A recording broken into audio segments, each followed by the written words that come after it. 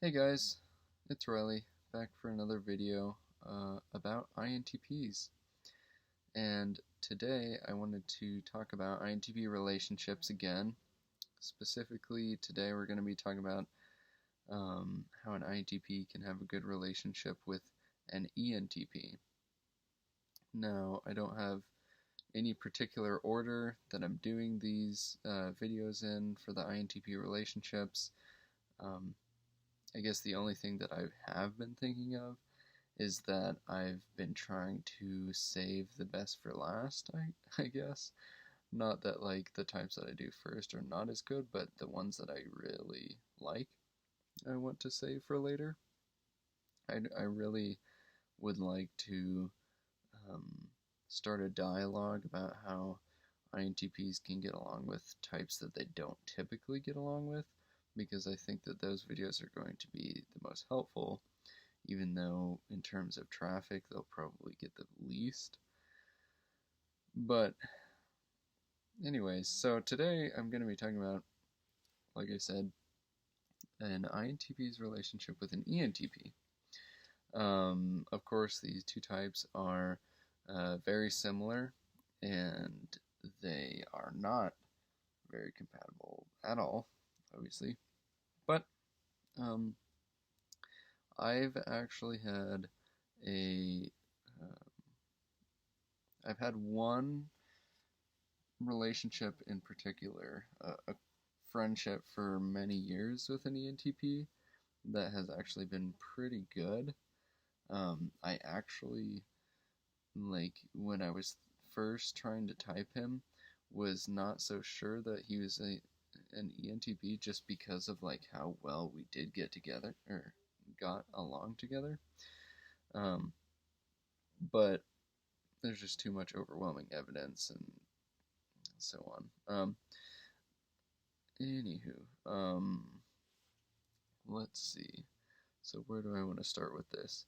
I guess a good starting place would be to say that I think that ENTPs are the best types for you as an INTP to look for, to have someone with a similar shared experience that you can learn from.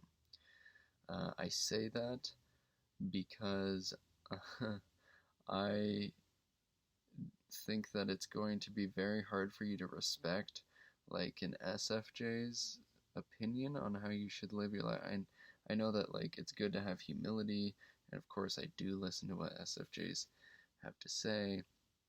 But in terms of communication, it's important that you have someone who has at least a comparable level of intelligence to you, just for effective communication.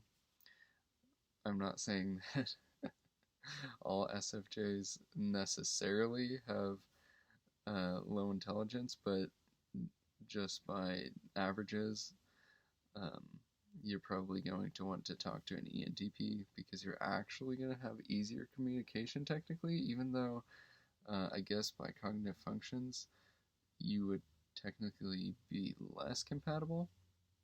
But I was talking to someone about this recently, and that just really makes sense to me. There is certain other factors that do actually contribute to how effectively you can communicate with someone besides type. And unfortunately, intelligence is one of those things. So, with that being said, me personally, I've actually had, so I've only had like one really close relationship with an ENTP, but I've had a lot of like intellectual. I've I've followed a lot of ENTPs. I've listened. I love listening to ENTPs. Like I really enjoy their dialogue. And for me, I'm a very auditory learner. So to have the chance to listen to intelligent ENTPs talk about this or that subject matter is super helpful for me, because ENTPs think um, basically the same as INTPs. Uh, what I notice is that if I'm trying to listen to an INTP, INTPs tend to talk too slow, including myself. Like if I try and listen to myself talk, I talk too slow for my for my enjoyment, I guess.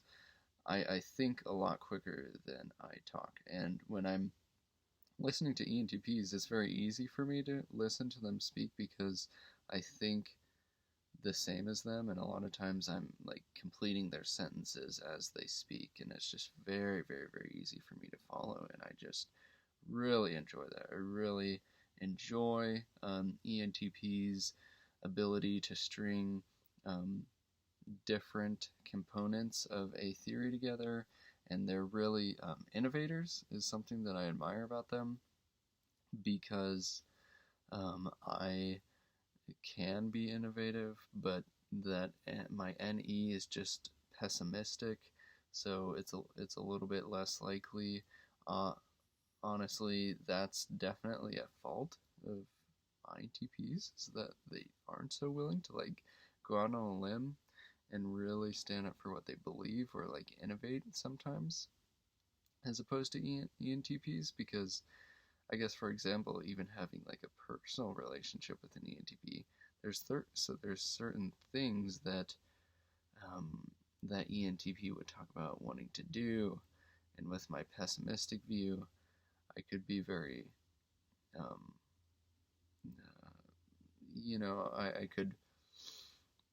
could be too pessimistic about the possibilities of being able to do certain things, whereas he was more willing to just go out and try it, and because of those reasons has enjoyed a greater level of success than me, because he's more open to trying things or making himself look stupid, which is super important to be willing to do that. They're just not as afraid to go on a limb, I found, as INTPs. There can be some issues with that, though, too. But I guess I'm trying to figure out like how to segue into the relationships part. The best purpose for a relationship with an ENTP would be teacher. You want to find an ENTP that would be able to teach you, especially like me. I don't necessarily look for ENTPs, but it's almost like for every like subject matter that I'm interested in, there's an ENTP there teaching me it, and I'll take practically 80% of what they say. Like 80% of what I know about this field or that field is from that ENTP, and 20% is from external factors. Maybe not the best way to research things, but that's what I've found I naturally do. So yeah, ENTPs can be very good teachers for INTPs, and that is typically the type of relationship that you'd want to have. It probably would flip like the other direction, depending on your relationship with that ENTP and how much life experience you have. ENTPs, you can find them very easily, I've found. They're pretty easy to pick out of a crowd, especially if you don't know them. Now, the only reason why I had any doubts about my friend was because we had just been friends, and that's odd because we're not compatible. Anyways, yeah, they're easy to pick out of a crowd, or like if you're going to school or something and wanting to find the ENTP, it's that like really, really annoying kid that won't shut up and is interrupting the teacher and talking to the teacher like they're an idiot. Even though a lot of the times that ENTP doesn't actually so much know what they're talking about. I know that I can come off that way a little bit, but INTPs are much less likely to open their mouth unless they're 100% sure that the teacher is wrong. And even then, sometimes they won't, because INTPs are more apathetic, and that FE inferior just really keeps INTPs from coming off so annoying. But yeah, they're very easy to find because of that TI parent. Um, it's TI parent mixed with the FE child not being afraid of making other people feel bad so much. They're not so like INTPs are afraid of making other people feel bad, so they're not as willing to just say what they think.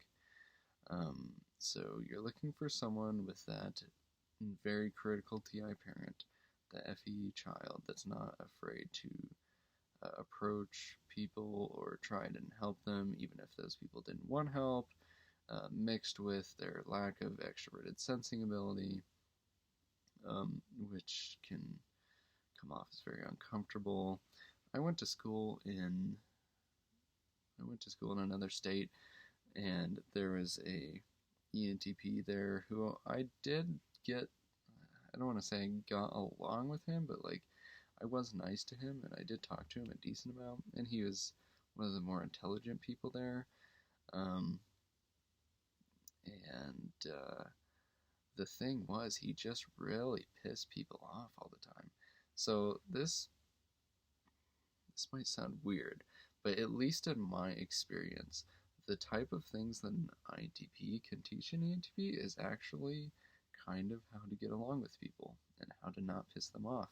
In fact, me and my friend, who's an ENTP, had this conversation not that long ago, and I was telling him potential reasons why he could be potentially not having great relationships with people. Another thing you want to look out for in terms of like a relationship with an ENTP is that ENTPs are very willing to speculate about anything and everything, even if they don't necessarily know what they're talking about. So you really want to make sure that if you're taking an ENTP's advice on something, it's because they actually understand it or have some experience in that. If you're listening to an ENTP give advice and he's like 23 and like he's giving you relationship advice and he's never been married, like please just don't take that advice at all seriously, because they will give that kind of advice very like freely. They're not as bad as like an ENFP sometimes, where they'll give like really crap advice and just not really care the consequences of that and like have no verification, blah blah blah. I'm getting a little off track. The ENTP a lot of times will just freely give advice to, even like my friend would kind of do that kind of stuff to like adults when he was like 14 years old and stuff, like, which is great. Like that's actually what I wanted to talk about too, is how INTPs can get advice from them a lot of times. So a lot of it does have to do with that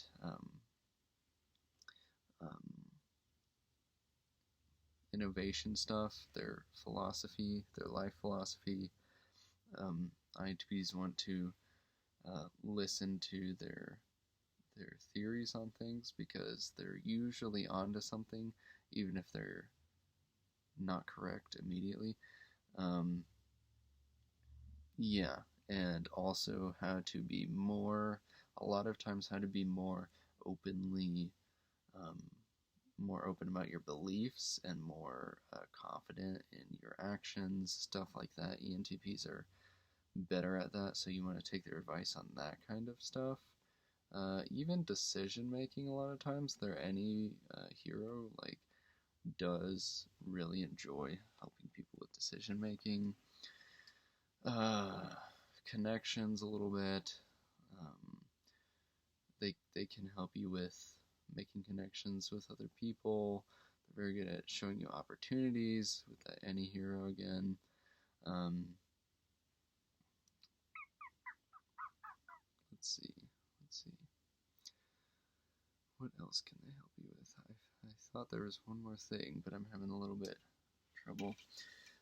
Things to keep in mind when you're like having a relationship with an ENTP is that you want to try very hard to like make sure you don't make them uncomfortable. Make sure you invite them to talk to you in like a very comfortable environment and ask them what makes them comfortable. Make sure you're not keeping them for too long, because that's one problem I run into ENTPs is they're super flighty. Like they're moving like all the time, and they get like kind of pissy with you if you try and like pin them down for too long. They don't really like to have too long extended conversations. They're always trying to get like out and move on to something else, so that can be kind of annoying. So you can accidentally make them uncomfortable sometimes if you're trying to talk to them too long, but at the same time, like, they can't really help it sometimes if you're talking about something like philosophical or theorizing about something together. A lot of times they can't help it but just like keep talking to you about it because they just really enjoy it. I really enjoy debating with ENTPs. Usually I win because I'm TI hero, but a lot of times I don't. And when that happens, it's great. And ENTPs are some of the few people that can actually like defeat me in an argument or see something that I didn't see. Let's see. What else should I keep in mind for ENTPs? Yeah, so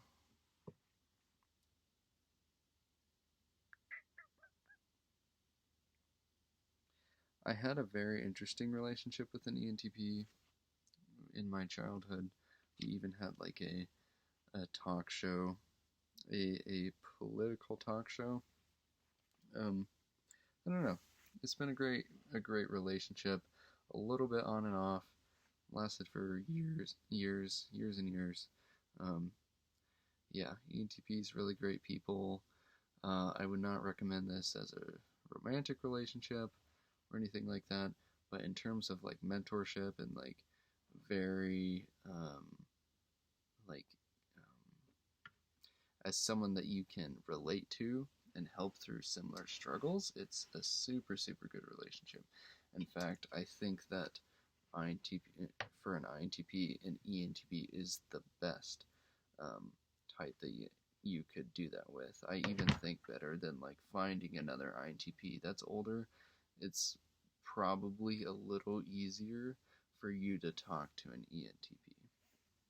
I'm not, I mean, I'm not 100% sure why it's easier to do that. Probably just because there's a little bit more compatibility between an ENTP than an INTP. And then, as I already mentioned, the intelligence factor can affect your relationships with an SFJ. Yeah, also, I don't know. I kind of just think that NTPs can be a little bit more dynamic with their top functions when they're communicating, because I guess if you're thinking about it, like an SFJ has so low TE that they're never going to have any idea what you're saying, which can be really annoying. Let's see. I'm pretty sure that's it.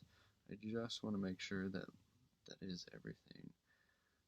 Overall, yeah, good, good relationship for advice seeking, not good relationship for compatibility, and I believe that's all you really need to keep in mind. Yeah, providing research to them can be really helpful too. Sometimes if you guys are having an argument and it's not exactly resolved, there's been a lot of times with my friend where I've had an argument like saying that he's wrong, and then later on sent him a text with the research, and then be like, oh, I guess I was wrong.